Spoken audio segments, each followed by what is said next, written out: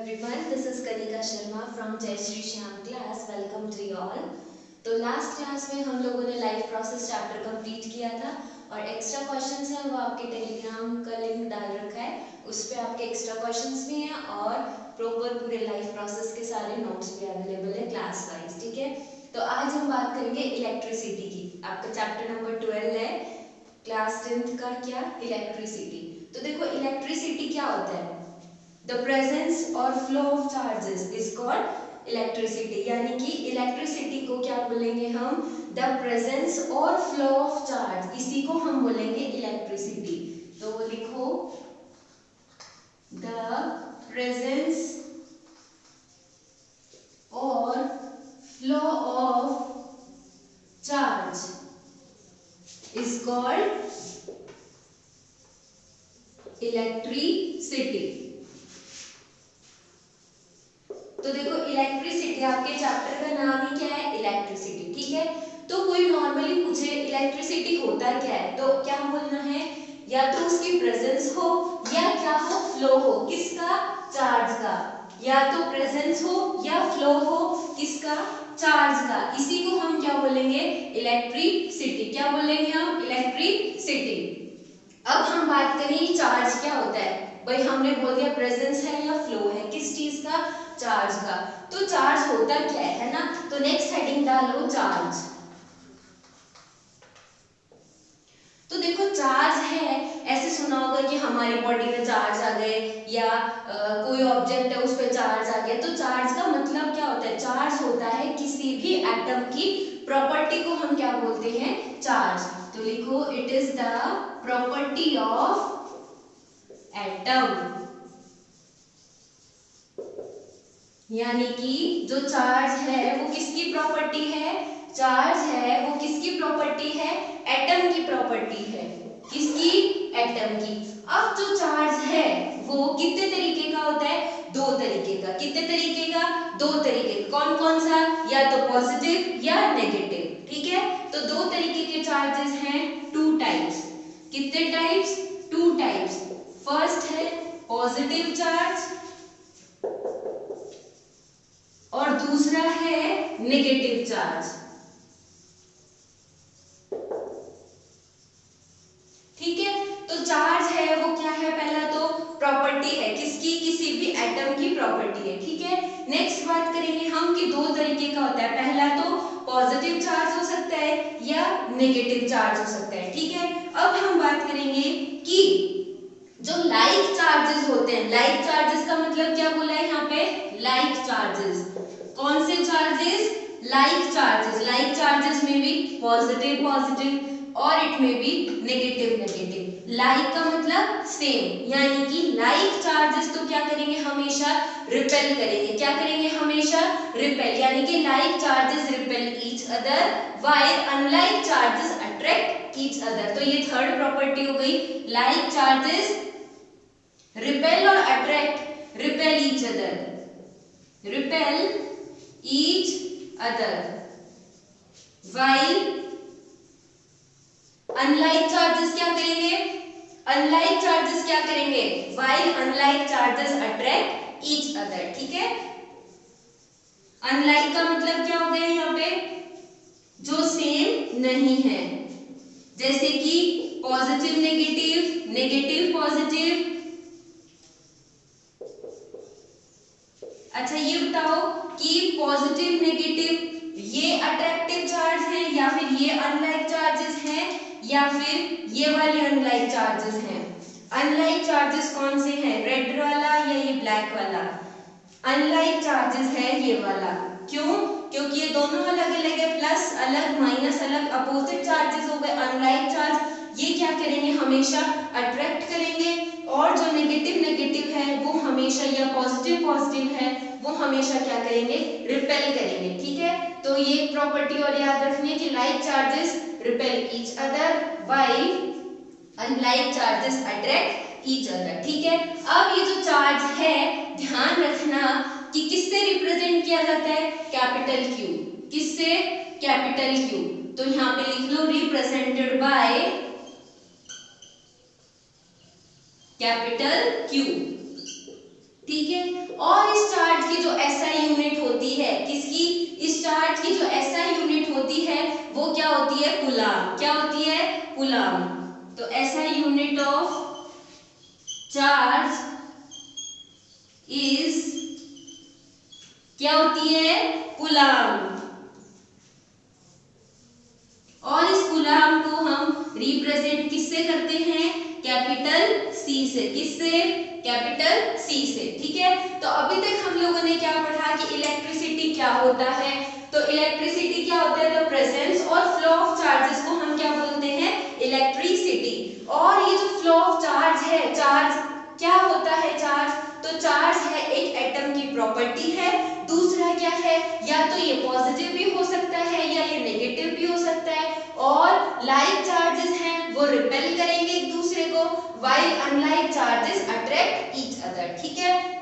Next property है कि जो चार्ज है उसको रिप्रेजेंट किससे किया जाता है। आपके न्यूमेरिकल्स वगैरह में कई बार चार्ज ना देके कैपिटल क्यू की वैल्यू भी दे देगा, तो आपको पता होना चाहिए कि चार्ज बोल रहा है, तो रिप्रेजेंट किया जाता है किससे, कैपिटल क्यू से। ठीक है।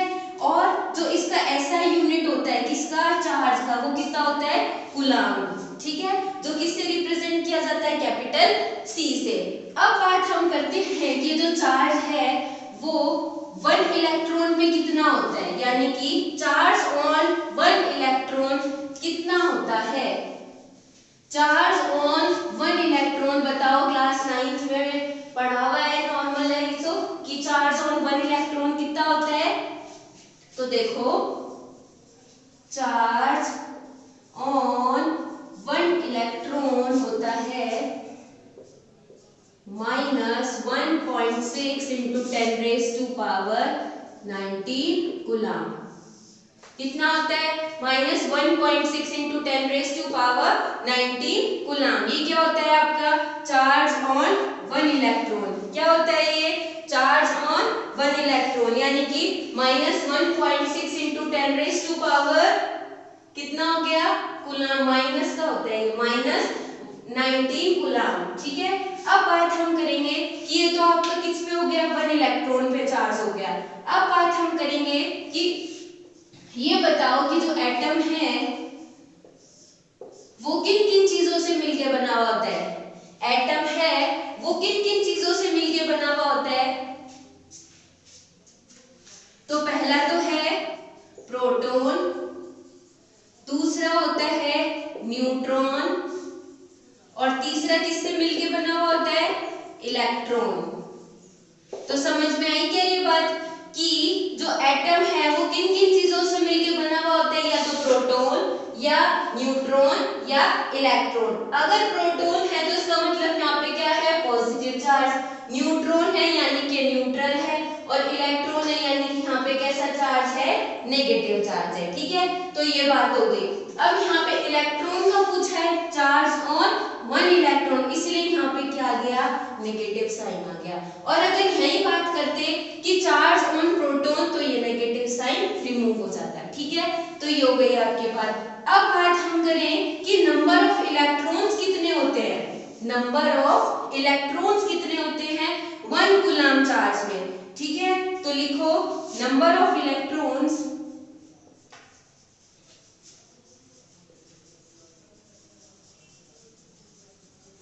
in 1 coulomb charge.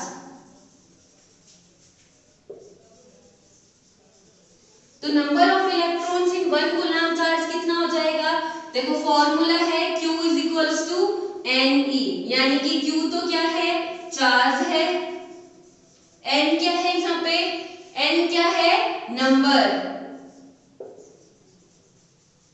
और E क्या है यहाँ पे, E क्या है यहाँ पे, इलेक्ट्रॉन्स। ठीक है। तो अब यहाँ पे क्वेश्चन में हमें क्या बोला है कि नंबर ऑफ इलेक्ट्रॉन्स निकालने इन 1 कूलाम चार्ज। ठीक है। क्या बोला है कि नंबर ऑफ इलेक्ट्रॉन्स कितने होते हैं किसमें, 1 कूलाम चार्ज में। तो हम कैसे निकालेंगे, n निकाल लो बाहर, n is equals to q upon e, n is equals to q upon e।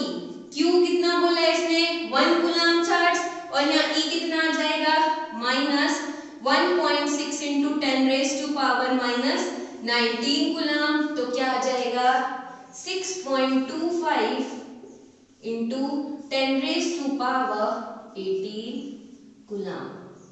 ठीक है, कोई दिक्कत? यानी कि हमें क्या पूछा है, नंबर ऑफ इलेक्ट्रॉन्स पूछा है किसमें, 1 कूलम चार्ज में। तो number of electrons n, formula ही है अपने पास क्या, Q is equals to Ne। क्या फॉर्मूला है, Q is equals to Ne।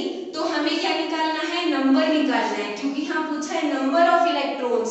तो n इज इक्वल्स टू क्या हो जाएगा आपका Q अपॉन E, और जब Q अपॉन E होगा तो Q तो कितना है 1 अपॉन इलेक्ट्रॉन कितने, -1.6 इंटू 10⁻⁻19, तो यहाँ क्या हो जाएगा 6.25 इंटू 10⁻18 कूलम। ठीक है, ये हो गया आपका क्या, यहाँ तक हो गई आपकी चार्ज की बात। अब हम बात करेंगे कि जो इलेक्ट्रिसिटी है वो कितने तरीके की होती है, वो होती है आपकी दो तरीके की, स्टैटिक और करंट इलेक्ट्रिसिटी। ठीक है, तो अब बात करें हम कि स्टैटिक इलेक्ट्रिसिटी में क्या होता है और करंट इलेक्ट्रिसिटी में क्या होता है। तो देखो स्टैटिक का मतलब क्या होता है, स्टैटिक यानी कि जो रेस्टिंग मोड में है, जो मूव नहीं कर सकता है एक जगह से दूसरी जगह, उसको हम क्या बोलते हैं, स्टैटिक बोलते हैं। ठीक है, तो ये जो इलेक्ट्रिसिटी है ये दो तरीके की है, कितने तरीके की, दो तरीके की। कौन कौन सी, पहला है आपकी स्टैटिक और दूसरी है आपकी करंट इलेक्ट्रिसिटी। ठीक है, तो स्टैटिक की बात कर लेते हैं हम पहले, स्टैटिक इलेक्ट्रिसिटी। तो देखो स्टैटिक का मतलब क्या बताया मैंने कि जो मूव ना कर सके या रेस्ट में रह सके। तो देखो इसका एग्जांपल है सबसे बड़ा कि स्केल होता है ना, तो आप स्केल को सपोज हेयर में रिमूव किया तो उसके अंदर चार्जेस आ गए। अब चार्जेस आ गए और छोटे छोटे पेपर के जो पीसेस हैं उसके पास ले गए, तो क्या होगा, वो अट्रैक्ट करेगा। ठीक है, कौन, स्केल अट्रैक्ट करेगा। सपोज ये स्केल है आपका, ये स्केल हो गया। ठीक है, अब क्या हुआ, इस स्केल को आपने रब किया हेयर्स में, तो जिस पार्ट को, सपोज इस पार्ट को आपने क्या किया, रब किया, तो यहाँ पे क्या आ जाएंगे, चार्जेस आ जाएंगे, और वो चार्जेस यहीं पे ही रहेंगे। ये नहीं कि चार्जेस क्या है, जो स्केल है वो जो पेपर आपने पेपर के जो पीसेस लिए हैं उस पेपर के पीसेस पे चलेगा, नहीं, ये स्केल पे ही रहेंगे। और जो पास में जो भी पेपर के जो पीसेस हम सपोज एक्सपेरिमेंट कर रहे हैं, तो क्या है, ये यहीं रह के इनको क्या करेंगे, अट्रैक्ट करेंगे। ठीक है, तो इसका मतलब ये क्या हुआ कि स्टैटिक है, यानी कि मूव नहीं करें, कौन, charge.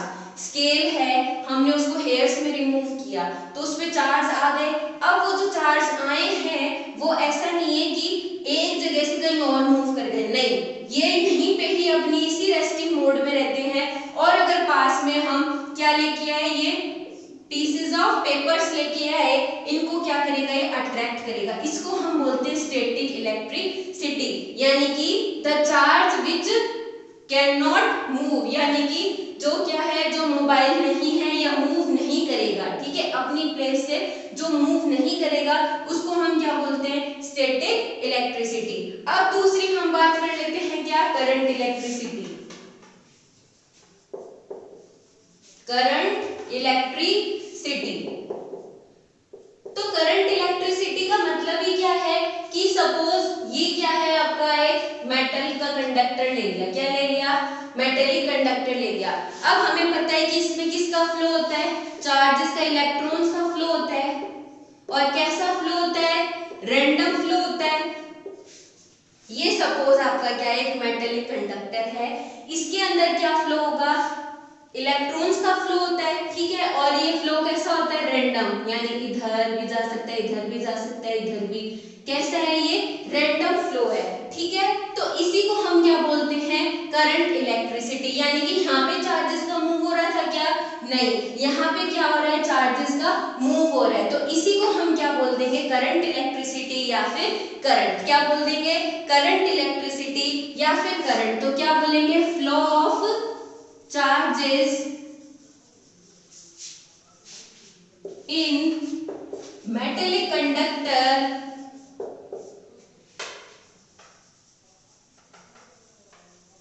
is called current electricity.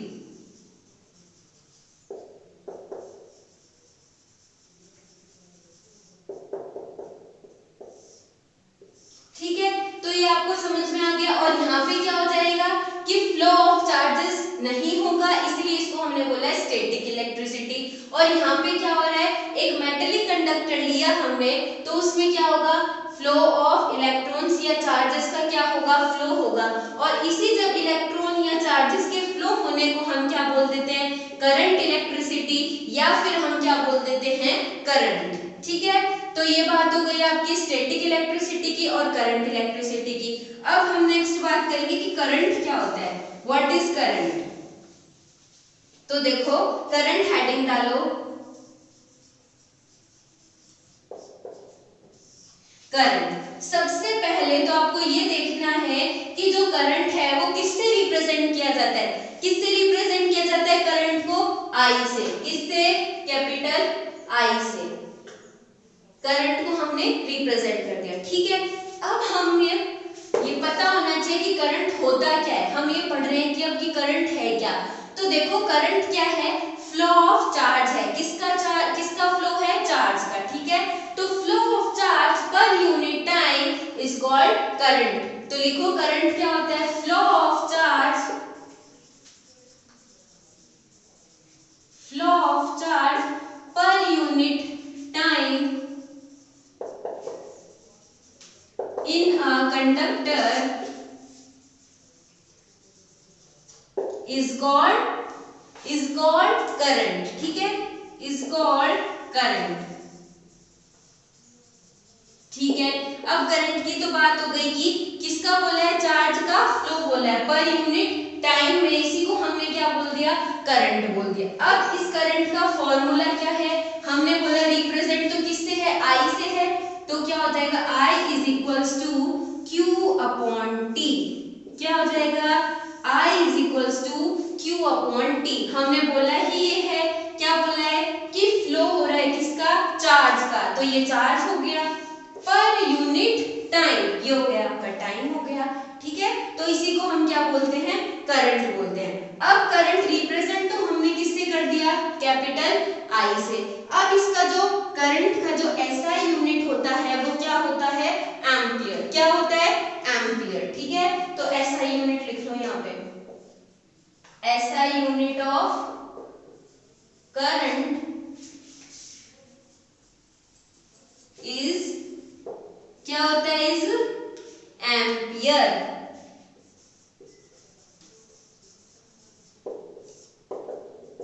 ठीक है, अब एम्पियर भी पढ़ लिया हमने। अब क्या होता है कि जो करंट है उसको मेजर्ड कौन करता है, हमने ऐसा यूनिट तो पढ़ ली।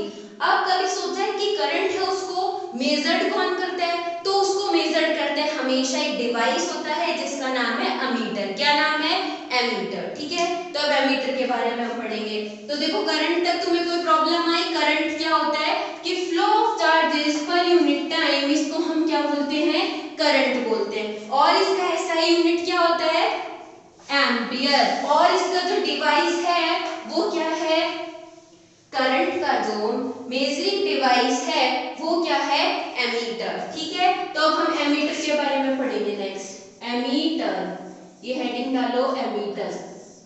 एमीटर क्या होता है, मेजरिंग डिवाइस है इस करंट का। लिखो measuring device, measuring device for current. ठीक है, अब हमें नेक्स्ट बात ध्यान में रखनी है कि इसका जो रेजिस्टेंस होता है वो कैसा होता है, हाई होता है या लो होता है। एमीटर का जो रेजिस्टेंस होता है वो हमेशा कैसा होता है, कैसा होता है, लो रेजिस्टेंस। ठीक है, इट हैज लो रेजिस्टेंस। कैसा रेजिस्टेंस, लो रेजिस्टेंस। और क्या होता है कि ये लो रेजिस्टेंस तो हो गया, और ये हमेशा कनेक्ट किस में होता है, ऑलवेज कनेक्टेड इन सीरीज। किस में कनेक्ट होता है, सीरीज में। Always connected in series. तो देखो अब एग्जांपल में मैं तुमको बता देती हूँ। तो देखो सपोज अपन ये क्या ले लेते हैं, कंडक्टर लेते हैं, क्या लेंगे, एक कंडक्टर। तो देखो जैसे कि हमने एक कंडक्टर ले लिया,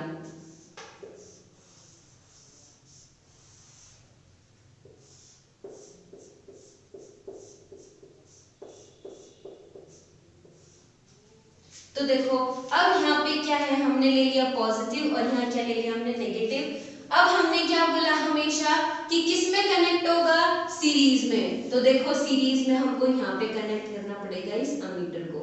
तो देखो यहाँ से तो हम ले गए प्लस और यहाँ से हमने ले लिया माइनस, ठीक है, समझ में आया कि इसका मतलब हमेशा किस में कनेक्ट होगा, ये सीरीज में कनेक्ट होगा, क्या, अमीटर। और किससे रिप्रेजेंट किया जाता है इसको, कैपिटल ए से, ठीक है। यहाँ पे हो गया आपका प्लस और माइनस, ये हो गया इसका सिंबल, ठीक है, ये हो गया आपका अमीटर। अब बात हम करेंगे कि पोटेंशियल डिफरेंस क्या होता है, व्हाट इज पोटेंशियल डिफरेंस। तो देखो पोटेंशियल डिफरेंस का मतलब ही क्या है, सपोज एक एग्जांपल लेते हैं अपन, जैसे ये हमने ले लिया एक बीकर, ठीक है, ये भी ले लिया हमने, नेक्स्ट एक और बीकर, और इसको हमने एक क्या कनेक्ट कर दिया, ये लो कनेक्ट कर दिया एक इन दोनों को। अब हमने कनेक्ट तो कर दिया, अब सपोज आपकी फर्स्ट सिचुएशन क्या है कि सपोज वाटर का लेवल है इस ए में और इस बी में। वाटर का लेवल सपोज यहाँ तक है, इस कंटेनर में भी यहाँ तक है और इस कंटेनर में भी यहाँ तक है। तो आप बताओ कि कोई भी वाटर है या ए का या बी का, ये एक से दूसरे में या ए से बी या बी से ए में आएंगे क्या। यहाँ भी वाटर का लेवल ये है और यहाँ भी वाटर का लेवल है, यानी कि सेम वाटर का लेवल है। तो बताओ क्या ये एक कंटेनर से दूसरे कंटेनर में आएंगे क्या, बताओ आएंगे क्या, नहीं आएंगे। क्यों, क्योंकि इनके अंदर कोई पोटेंशियल डिफरेंस है ही नहीं, इसलिए नहीं आएंगे, ठीक है। तो और हमने क्या बात कर रहे हैं, पोटेंशियल डिफरेंस की। मैंने क्या बोला, सपोज ये ए और ये बी दो कंटेनर से हमने इसको जोड़ दिया। अब हम क्या करेंगे कि इस ए कंटेनर में भी हमने पानी इतना फिल कर लिया और इस बी में भी। तो बताओ क्या ए का वाटर या बी का वाटर दोनों कंटेनर में एक्सचेंज होंगे क्या, नहीं। क्यों, क्योंकि दोनों का लेवल क्या है, सेम है। अब हम दूसरी कंडीशन लेते हैं क्या, कि इस वाले कंटेनर में तो वाटर क्या रहता है, सेम, या ये वाली सिचुएशन मान लो, ठीक है। और यहाँ पे क्या हो गया कि वाटर का लेवल हो गया ये।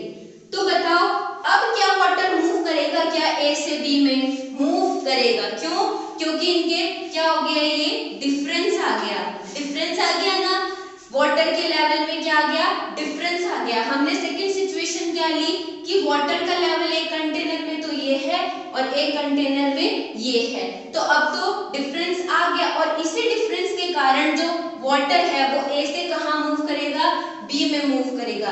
किसकी वजह से, क्योंकि यहाँ का क्या हो गया, वाटर लेवल अलग अलग हो गया। तो ऐसे ही पोटेंशियल डिफरेंस है कि जो चार्ज है उसका फ्लो कहां, एक पॉइंट से दूसरे पॉइंट पे जब तक ही होगा जब तक उसका पोटेंशियल डिफरेंस क्या है, अलग अलग। यानी कि पोटेंशियल डिफरेंस या फिर जैसे वाटर लेवल का जो डिफरेंस है वो क्या था, अलग अलग था, इसलिए तो यहाँ फ्लो हुआ था। तो ऐसे ही क्या होगा कि पोटेंशियल डिफरेंस के कारण ही चार्ज का क्या होगा, फ्लो होगा किसी भी सर्किट के अंदर, ठीक है। तो ये बात आपको याद रखनी है, अब समझ में आ गई कि पोटेंशियल डिफरेंस क्या होता है। अच्छा, अब पोटेंशियल डिफरेंस है वो किसी भी कंडक्टर में क्या है, देखो अब जैसे सपोज अपन ने ये ले लिया कंडक्टर,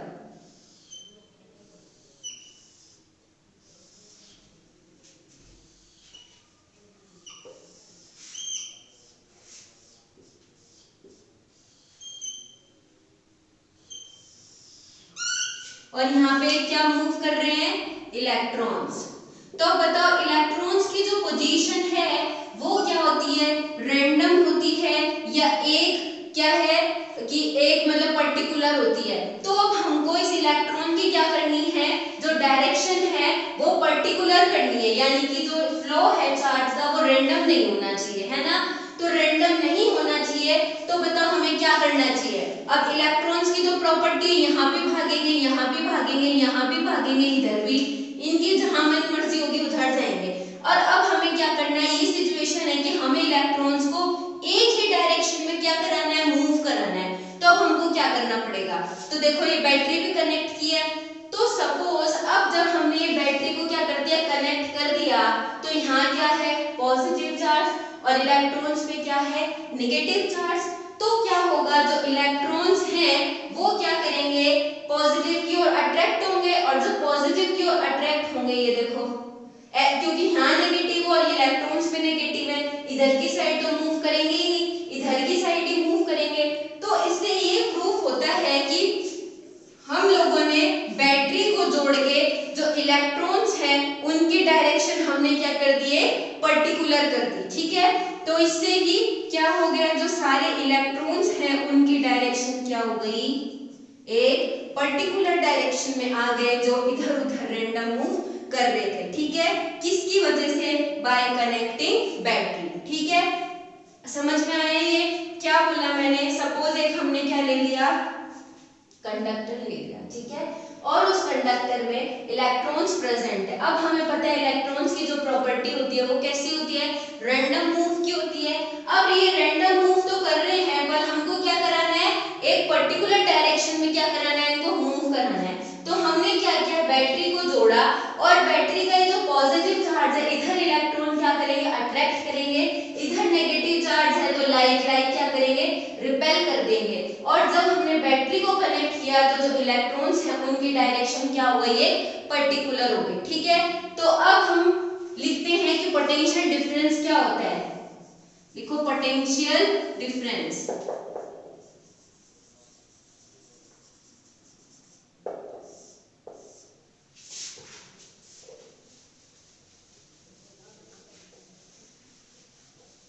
सबसे पहले तो ये देखना है कि जो पोटेंशियल डिफरेंस है वो रिप्रेजेंट किससे किया जाता है, तो इसका जो रिप्रेजेंटेशन है वो होता है V से, किससे, V से।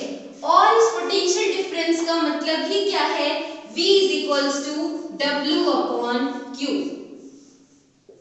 यानी कि ये क्या बोल रहा है, ये बोल रहा है कि हम लोगों को कितना वर्क डन करना पड़ेगा, यानी कि वर्क डन हमको कितना करना पड़ेगा, टू फ्लो 1 कूलम चार्ज। इसी को हम क्या बोलते हैं यहाँ पे, पोटेंशियल डिफरेंस। यानी कि V = क्या हो गया, जैसे वहां I = क्या था, Q/T, यहाँ पे क्या है, V = W/T। यानी कि हमको कितना वर्क करना पड़ेगा चार्ज को किसी भी कंडक्टर में से फ्लो कराने के लिए from one point two another. इसी को हम क्या बोलते हैं, पोटेंशियल डिफरेंस। और इसकी जो SI यूनिट है वो क्या होती है, SI unit of potential difference क्या होती है,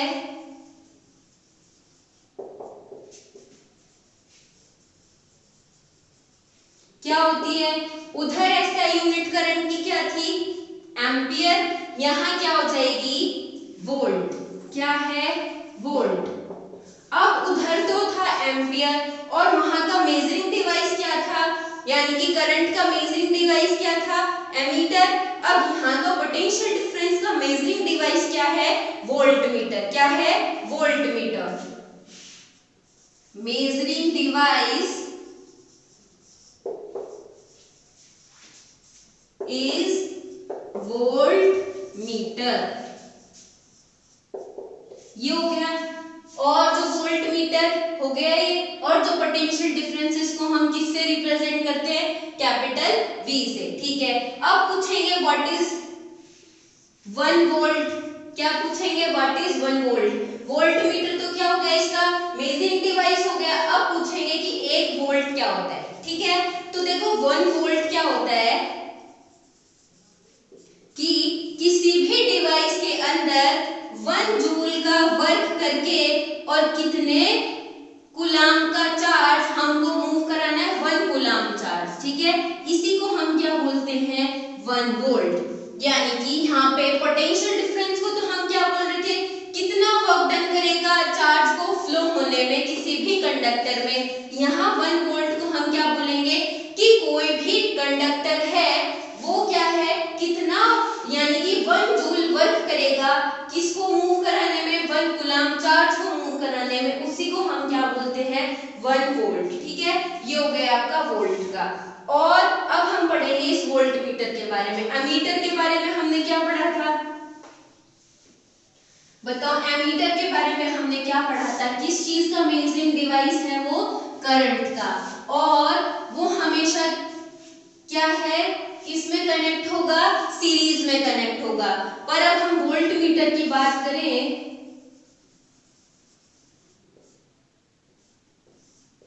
तो देखो, वोल्ट मीटर की बात करें तो सबसे पहले तो आपको याद रखना है इट हैज हाई रेजिस्टेंस। कैसा रेजिस्टेंस है इसमें, हाई रेजिस्टेंस है, इट हैज हाई रेजिस्टेंस।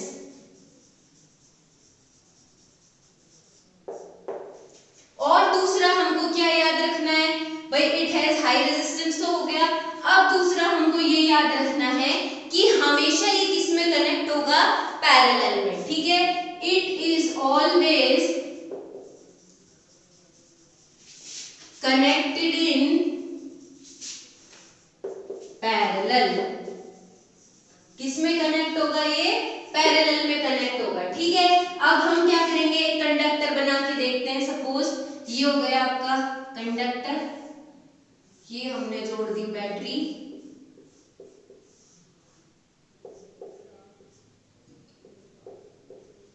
अब बताओ कि जो वोल्ट मीटर है इसको हमें कहां कनेक्ट करना है, पैरेलल में। जब हमें पैरेलल में कनेक्ट करना है तो हम यहां से कनेक्ट कर देंगे इसको, ये लो वोल्ट मीटर,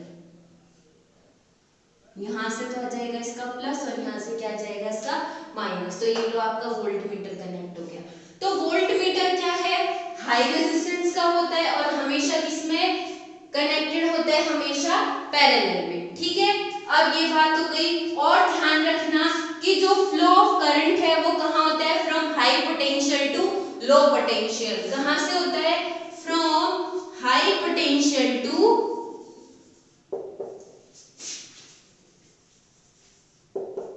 लो पोटेंशियल। ये हो गया आपका वोल्ट मीटर, ठीक है, ये हो गया आपका क्या, वोल्ट मीटर। अब हम बात कर लेते हैं क्या, ओम्स लॉ की। कभी नाम सुना है क्या, ओम्स लॉ क्या होता है, कभी सुना है क्या ओम्स लॉ, नहीं सुना, तो देखो आज फर्स्ट टाइम सुन लो। तो चलो, ओम्स लॉ क्या होता है, ओम्स लॉ। तो देखो अब हम इसको कैसे समझाएंगे। सपोज ये क्या है आपका, एक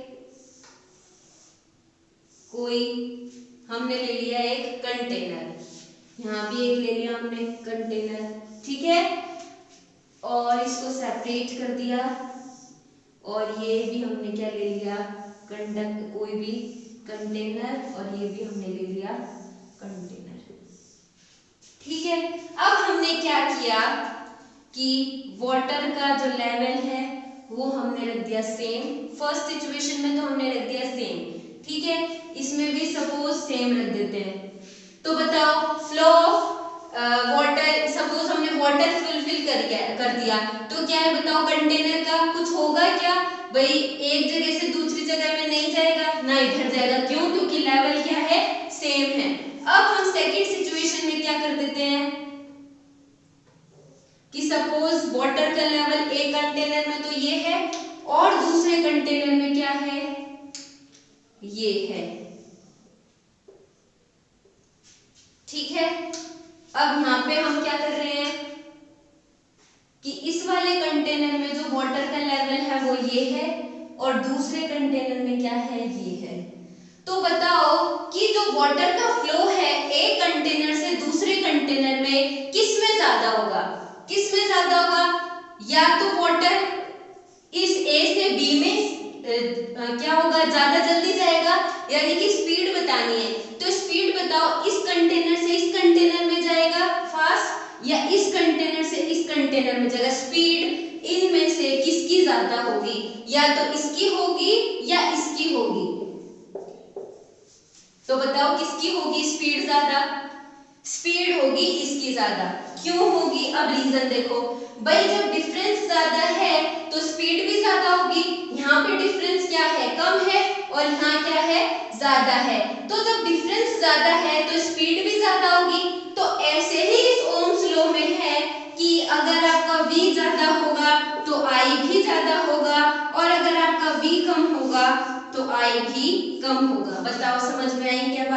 मैंने इस एग्जाम्पल में आपको सिर्फ और सिर्फ इतना समझाया कि सपोज आपने कंटेनर लिया और वाटर का लेवल ये कर दिया और दूसरे में ये कर दिया, तो बताओ जो स्पीड है वो किस में ज्यादा होगी? वो इसमें ज्यादा होगी। क्यों? क्योंकि इसका डिफरेंस ज्यादा है, इसलिए जो वाटर है वो ए से और इस वाले बी में कैसी स्पीड से जाएगा? फास्ट स्पीड से जाएगा, और बल्कि इसमें धीरे जाएगा। क्यों? क्योंकि यहाँ का जो पोटेंशियल है वो क्या है? कम है, इसलिए। ठीक है, तो ऐसे ही ये है कि अगर V ज्यादा हुआ यानी कि V पोटेंशियल ज्यादा हुआ तो करंट भी ज्यादा होगा, पोटेंशियल कम हुआ तो I भी कम होगा। इसी को हम क्या बोल देते हैं? Ohm's law. क्या बोलते हैं? Ohm's law. तो जब सब कुछ ऐसा सेम है तो हम इसको ये लिख सकते हैं V is directly proportional to I। अब इस डायरेक्टली प्रोपोर्शनल को हटाने के लिए हमें कांस्टेंट लाना पड़ेगा जिसको हम बोलते हैं R, रेजिस्टेंस। ठीक है, तो अब ये रेजिस्टेंस क्या होता है ये पढ़ेंगे। तो अब V = क्या हो गया? IR। ठीक है, और अगर आपको कोई बोल दे ग्राफ बनाने के लिए इस V और I के बीच में, तो क्या ग्राफ बनेगा? क्या ग्राफ बनेगा? V और I के बीच का क्या ग्राफ बनेगा? Straight line. कैसी लाइन? Straight line. क्यों? क्योंकि ये क्या है? डायरेक्टली प्रोपोर्शनल है। ठीक है, अब बात करिए, तो हो गया आपका ओम्स लॉ। ओम्स लॉ का मतलब क्या हुआ कि सपोज कोई कंडक्टर है, कैसा कंडक्टर है? मेटेलिक कंडक्टर है, और उसके हमने सपोज दो पॉइंट्स का क्या ले लिया? पोटेंशियल डिफरेंस ले लिया। ठीक है, और वो किसके डायरेक्टली प्रोपोर्शनल है? करंट के। किसके? करंट के। वो जो पोटेंशियल डिफरेंस है वो किसके डायरेक्टली प्रोपोर्शनल हो जाएगा? करंट के। और जो टेम्परेचर है वो क्या रहेगा? कांस्टेंट। इसी को हम क्या बोलते हैं? Ohm's law. और अगर V और I के बीच का ग्राफ पूछे तो आपका आएगा स्ट्रेट लाइन। ठीक है, तो ये हो गया आपका ओम्स लॉ। या आपकी डेफिनेशन आपको लिंक में सारे नोट्स में मिल जाएगी। ठीक है, आप वहां से ले लेना, मैंने सिर्फ यहाँ पे आपको क्या है समझा दिया। अब हम बात करेंगे ये जो आपका कांस्टेंट था, प्रोपोर्शनल कांस्टेंट क्या था? V is directly proportional to I, V is equals to IR। R क्या था? यहाँ पे प्रोपोर्शनली कांस्टेंट था। तो अब इस रेजिस्टेंस के बारे में बात कर लेते हैं। रेजिस्टेंस, R को हमने क्या बोला है?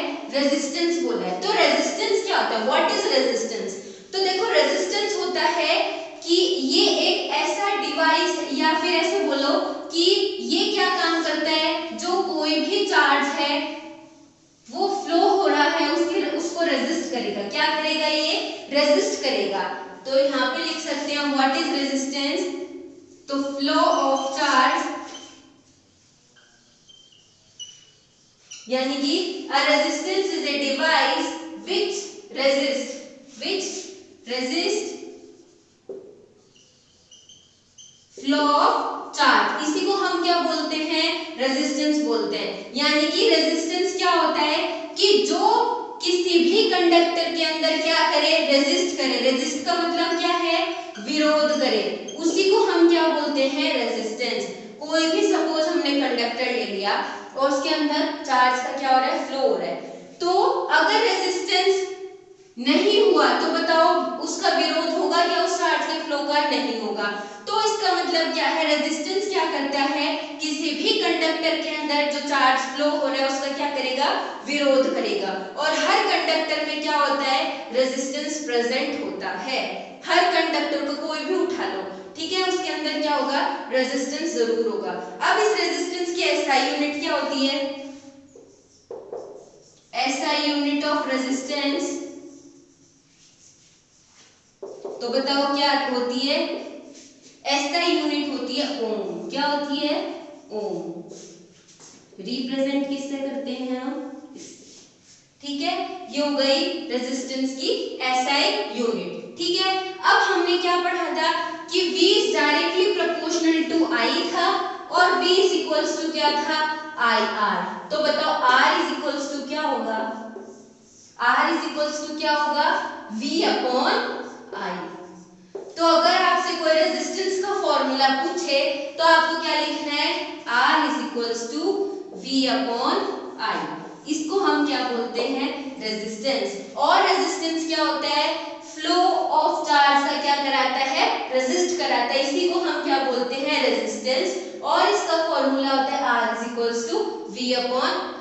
ठीक है, आज हमने क्या क्या पढ़ा, शुरू से देखते हैं, इलेक्ट्रिसिटी, देन करंट पढ़ा, करंट की क्या, ammeter, ampere, then voltmeter, volt, potential difference, और हमने क्या पढ़ा, ओम्स लॉ और रेजिस्टेंस। और अब आगे का नेक्स्ट क्लास में पढ़ेंगे, और जो इस क्लास के जो नोट्स हैं वो आपके टेलीग्राम चैनल का लिंक दे रखा है डिस्क्रिप्शन बॉक्स में, वो वहां से आप ले सकते हो। ठीक है, और अब नेक्स्ट क्लास में पढ़ेंगे आगे का।